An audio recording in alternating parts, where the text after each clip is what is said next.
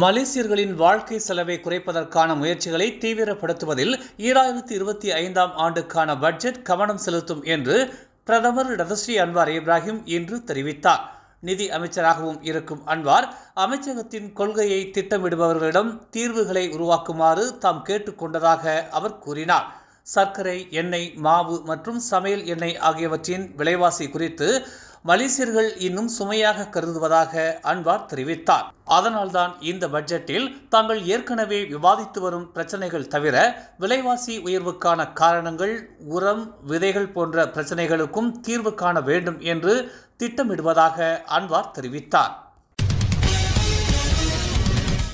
2024 Paris ஒலிம்பிக்கில் பதக்கங்களை கொண்டு வந்த தேசிய விளையாட்டு வீரர்களின் வெற்றியை பற்றி மலேசியர்கள் மகிழ்ச்சி அடைகிறார்கள்.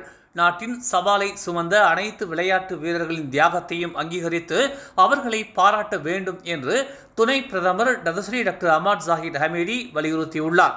விளையாட்டு வீரர்களின் வெற்றியை பதக்க சாதனைகளால் மட்டும் அளவிடாமல் அவர்கள் வெளிப்படுத்தும் போராட்ட குணம் மற்றும் கடின உழைப்பையும் கொண்டு அளவிட வேண்டும் என்று அவர் கூறினார். பாரிஸ் ஒலிம்பிக்கில் ஆடவர் ஒற்றையர் பூப்பந்தாட்ட போட்டியில் வெண்கல பதக்கம் வென்ற ஜியாவுக்கு பிரதமர் டதஸ்ரீ அன்வார் இப்ராஹிம் தமது வாழ்த்துக்களை தெரிவித்துள்ளார். நமது நாட்டிற்கு 2வது வெண்கல பதக்கத்தை கொண்டு வந்த மற்றொரு அற்புதமான செயல்திறன் மிக்க ஆட்டக்காரருக்கு வாழ்த்துகள் என தமது முகநூல் பதிவில் அவர் குறிப்பிட்டுள்ளார். இந்தியாவின் லக்ஸியா சென்னுக்கு எதிரான பரபரப்பான பிளே ஆஃப் ஆட்டத்திற்கு பிறகு ஜியா பதக்கத்தை உறுதி செய்தார். அரசு ஊழியர்களின் சம்பளத்தை மாற்றி அமைப்பதற்கான வழிமுறை இம்மாதம் அறிவிக்கப்படும் என்று பிரதமர் டதஸ்ரீ அன்வார் இப்ராஹிம் தெரிவித்தார்.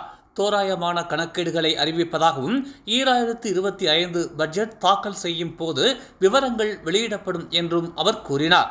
அரசு ஊழியர்களின் சம்பள மறுசீரமைப்பின் சில பகுதிகளை சில வாரங்களில் தாம் அறிவிக்கவிருப்பதாகவும் அக்டோபர் மாதத்தில் முழுமையாக வெளிப்படுத்தப்படும் என்றும் அவர் தெரிவித்தார். மேலும் அது ஜனவரி முதல் நடைமுறைப்படுத்தப்படும் என்றும் அவர் குறிப்பிட்டார்.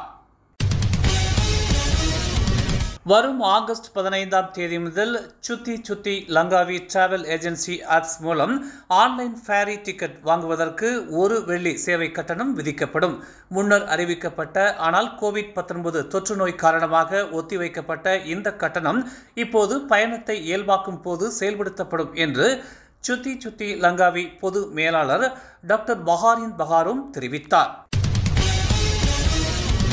ஜலான் கோத்தாதிங்கி தமான் புத்ரி வங்சாவில் இன்று அதிகாலை வாகனங்கள் நேருக்கு நேர் மோதியதில் 50 வயது நபர் ஒருவர் உயிரிழந்தார். 1:20 மணியளவில் காரில் வந்த 30 வயதுடைய நபர் ஒருவர் தனது வாகனத்தின் மீது மோதியதில் சம்பந்தப்பட்ட 50 வயது நபர் சீராளன் என்பவர் இருக்கையில் சிக்கிக்கொண்டார். சிக்கியவரை மீட்கும் முயற்சிகள் மேற்கொள்ளப்பட்ட போதிலும் அவர் இறந்துவிட்டதாக அறிவிக்கப்பட்டதாக மாவட்ட தீயணைப்பு மற்றும் மீட்பு பணி தளபதி சுஃபியான் முகமட் லீஸ் கூறினார். இந்த விபத்தில் இன்னொரு காரின் ஓட்டுநர் காயமின்றி உயிர் தப்பினார். நம் சமுதாயத்தின் உரிமை குரலாய், உண்மையின் வாசமாய் மக்களுக்காக நாளும் மலர்கிறது தமிழ் மலர் நாளிதழ்.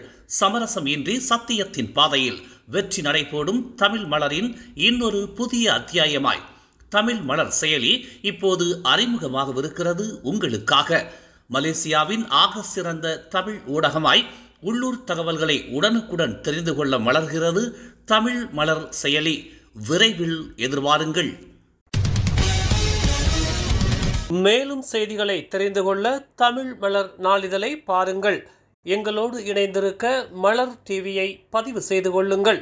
உறவுகள் மகிழ்ந்திட விருப்பம் மற்றும் பகிர்வு சேவையை சொடுக்கிடுங்கள்.